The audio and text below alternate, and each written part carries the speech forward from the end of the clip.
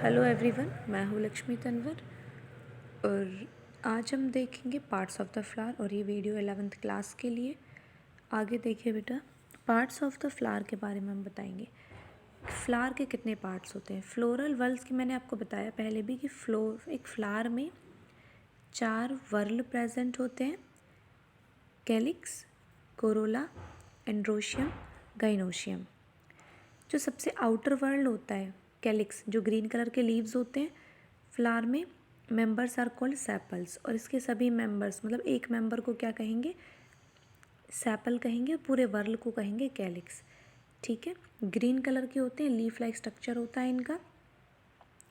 The flower in the bud stage, जब flower bud stage में मतलब बर्ड होता है ना, जब फ्लावर का बर्ड निकलता है, जब वो खिलता नहीं, खिलने से पहले कली बनती है जब, ठीक है, तो उसे बर्ड स्टेज कहते हैं। जब वो बंद होता है तो कैलिक्स के अंदर ही सारा फ्लावर बंद होता है। ठीक है, कैलिक्स में बी गैमोसेपलस, मतलब सेपल्स यूनाइटेड, सेपल्स आपस में जुड़ी हो सकती हैं, और पॉलीसेपलस, सेपल्स फ्री भी हो सकती हैं। ठीक है, जो ग्रीन लीव्स होंगी अगर वो जुड़ी हों तो उन्हें कहेंगे गैमोसेपलस, अगर वो फ्री हो तो पॉलीसेपलस। उसके बाद आता है कोरोला। कोरोला हमारे कलरफुल लीव्स होते हैं, हर एक मेंबर को पेटल कहेंगे। जैसे उसमें सेपल कहते हैं कैलिक्स में, वैसे ही कोरोला वर्ल में जो लीव्स प्रेजेंट होते हैं कलरफुल, उनको क्या कहते हैं, हम पेटल्स कहते हैं। Petals are usually brightly colour to attract insect of the pollination. जो पेटल्स होते हैं उनके कलर ब्राइटली कलर के, मतलब चमकदार कलर होता है उनका, ब्राइट कलर होता है। क्यों होता है, जिससे कि वो पॉलिनेशन के लिए इंसेक्ट को अट्रैक्ट कर सकें, इंसेक्ट उनके तरफ अट्रैक्ट होंगे। मोस्टली जिन भी प्लांट्स में पॉलिनेशन बाय इंसेक्ट होता है वो प्लांट के फ्लावर, उन प्लांट के फ्लावर कलरफुल होते हैं, बहुत ही सुंदर फ्लावर होते हैं।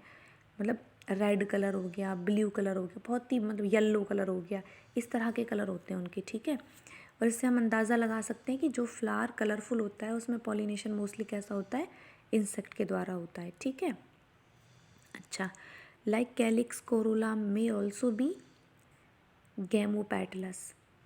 जो कोरोला है कैलिक्स के जैसे, कोरोला भी गैमोपेटलस, वो सेपलस था, गैमो सेपलस था, यहाँ पे गैमोपेटलस है। सिचुएशन सेम है, गैमो का मतलब यूनाइटेड और पॉली का मतलब फ्री। ठीक है, मल्टीपल होता है वैसे तो गैमो सेपेटलस का मतलब होता है पेटल्स यूनाइटेड होंगी, और पॉलीपेटलस का मतलब पेटल्स फ्री भी हो सकती हैं। ठीक है, जैसे आपको स्ट्रक्चर्स को अलग अलग करके दिखा दिया कि एक फ्लावर में कैलिक्स, कोरोला, एंड्रोशियम और gynoecium. The shape and colour of the Corolla very greatly in plants.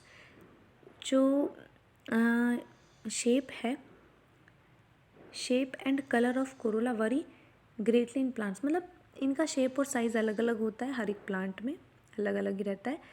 Corolla में बी ट्यूबुलर, कोरोला ट्यूब्यूलर भी हो सकते हैं, बेल शेप्ड भी हो सकते हैं, फनल शेप भी हो सकते हैं, व्हील शेप भी हो सकते हैं। कोरोला जो कलरफुल लीव्स हैं वो ट्यूब लाइक स्ट्रक्चर भी उनका हो सकता है, ट्यूब जैसे भी हो सकते हैं। ठीक है, बेल स्ट्रक्चर जैसे आपको यहाँ पे दिखाया, बेल स्ट्रक्चर है ना इनका कोरोला का, ऐसे भी हो सकते हैं। फनल शेप के भी हो सकते हैं, फनल आप जानते हो, funnel keep like, keep shape के भी हो सकते हैं, और व्हील शेप्ड भी हो सकते हैं, पहिए मतलब एकदम गोल भी हो सकते हैं। अच्छा, अब देखिए यहाँ पे, अब बात करते हैं, ये तो अरेंजमेंट की बात हो गई किसकी, पेटल्स और सेपल्स की। अब बात करते हैं एस्टिवेशन क्या है। एस्टिवेशन एक इम्पॉर्टेंट स्ट्रक्चर है, फिनोमिना है, इसको याद रखेंगे। अरेंजमेंट ऑफ सेपल्स और पेटल्स इन फ्लोरल बड, मतलब फ्लोरल बड में सेपल्स और पेटल्स की अरेंजमेंट को हम क्या कहते हैं, एस्टिवेशन कहते हैं। Other members of the same whorl is known as, respect to the other members of the same whorl is known as aestivation. मतलब सेपल्स और पेटल्स की अरेंजमेंट फ्लोरल बड में किसके रेस्पेक्ट में, अदर मेंबर्स के respect में उनकी जो अरेंजमेंट है वो कैसी है, इस अरेंजमेंट को हम एस्टिवेशन कहते हैं। ठीक है, अरेंजमेंट की बात है कि जो सेपल्स हैं, जो जो सेपल्स हैं वो पेटल्स को कवर करती हैं नहीं करती हैं, सेपल्स फ्री, पेटल्स फ्री हैं या फिर एक दूसरे से अटैच है, एक दूसरे के ऊपर ओवरलैप है, एक ओवरलैप है एक तरफ से फ्री है, ऐसे भी हो सकता है। ठीक है, तो मैं बताऊँगी आपको नीचे। Main type of aestivation are valvate, twisted, imbricate and vexillary. जो मेनली जो एस्टिवेशन है वो कितने टाइप का बेटा? 4 टाइप का, नीचे आपको दिखा रखा है। नंबर 1 सबसे पहला जो है वो वेलवेट है, ए स्ट्रक्चर, ठीक है। दूसरा है ट्विस्टेड, तीसरा है इम्ब्रिकेट और फोर्थ है वैक्सिलरी। अच्छा, वेलवेट में अरेंजमेंट कैसी होती है? वेलवेट में व्हेन सेपल्स और petals in world just touch one another at the margin. आप देख रहे हो कि 2 पेटल्स के बीच में एक सेपल प्रेजेंट है। ए स्ट्रक्चर में 2 पेटल्स के बीच में एक सेपल प्रेजेंट है, और इस तरह की अगर अरेंजमेंट है विदाउट ओवरलैपिंग, जो पेटल्स हैं वो एक तरह से एक दूसरे के ऊपर चढ़े हुए नहीं हैं, ओवरलैप करे हुए नहीं हैं, तो इस तरह की अरेंजमेंट अगर फ्लावर में होती है तो इस तरह के फ्लावर को हम कहते हैं वेलवेट फ्लावर, ठीक है। उसके बाद ट्विस्टेड का मतलब जैसे कि घुमावदार एक दूसरे पर ओवरलैप हो रहे हैं। एक ने दूसरे पर ओवरलैप किया, वो जिसके ऊपर उसने पीछे वाले ने ओवरलैप कर रखा है वो तीसरे पर ओवरलैप करती है, तीसरी चौथे पर, चौथे पांचवे पर ओवरलैप करते हैं। अब देख रहे हो बी में एक ने इसको ओवरलैप किया, दूसरे ने आगे वाले को ओवरलैप किया, तीसरे ने उससे आगे वाले को ओवरलैप किया, तो इस तरह के अरेंजमेंट को कहेंगे ट्विस्टेड। थर्ड है बेटा इम्ब्रिकेट अरेंजमेंट में क्या होता है? इम्ब्रिकेट अरेंजमेंट में बता ही देती हूँ मैं आपको। देखो, if the margin of sepals और पेटल्स ओवरलैप वन अनदर, बेटा मार्जिन का मतलब किनारा होता है, ठीक है। अगर सेपल्स और पेटल्स मार्जिन से एक दूसरे के ऊपर ओवरलैप करती हूँ but not in any particular direction, लेकिन किसी पर्टिकुलर डायरेक्शन में नहीं, एज इन केशिया और गुलमोहर।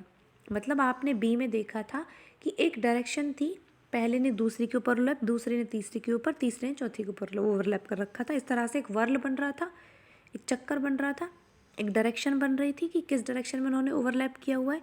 लेकिन जब इस तरह ओवरलैप करने पर, मतलब ऐसा भी हो सकता है कि एक ही लीफ को 2 साइड से ओवरलैप कर रखा हो, ठीक है।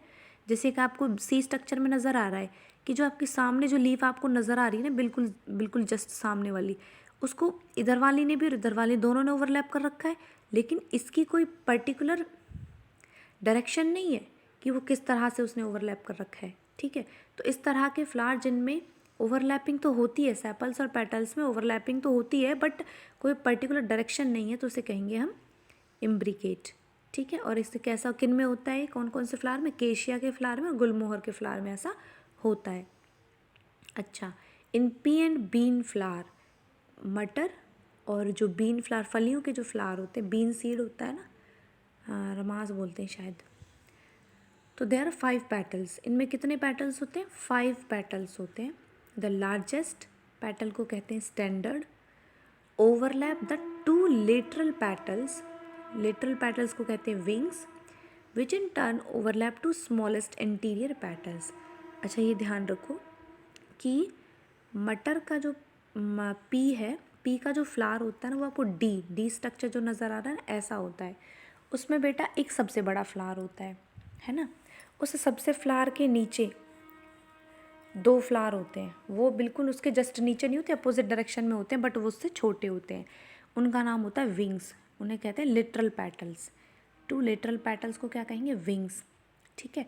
और उनके भी अंदर 2 फ्लावर होते हैं जिनको कहते हैं कील, जिनको क्या कहते हैं? कील। वो इंटीरियर पेटल्स होते हैं, ठीक है। तो इस तरह की अरेंजमेंट होती है उनमें, मतलब एक सबसे बड़ा फ्लावर 2 फ्लावर को अपने अंदर रखता है, और 2 फ्लावर उसके अंदर होते हैं, 2 पेटल्स उसके अंदर होते हैं, लेकिन वो उसके अपोजिट डायरेक्शन में और छोटे होते हैं। जो थर्ड कील जो होते हैं वो उससे भी छोटे होते हैं, जैसे कि आपको डी डायरेक्शन में नज़र आ रहा है, ठीक है। तो इस तरह की अरेंजमेंट होती है। This type of aestivation is known as vexillary और पेपिलोनासी। इस तरह के अरेंजमेंट को क्या कहते हैं हम? वैक्सिलरी और पेपिलोनासी अरेंजमेंट कहते हैं। आज के लिए इतना काफ़ी है, और कल हम आगे अपने चैप्टर को बढ़ाएंगे। कल हम करने वाले हैं एंड्रोशियम और गाइनोशियम के अरेंजमेंट देखेंगे। अच्छा, आज के लिए थैंक यू। भी देख लेंगे, करते रहेंगे अपना काम रेगुलर।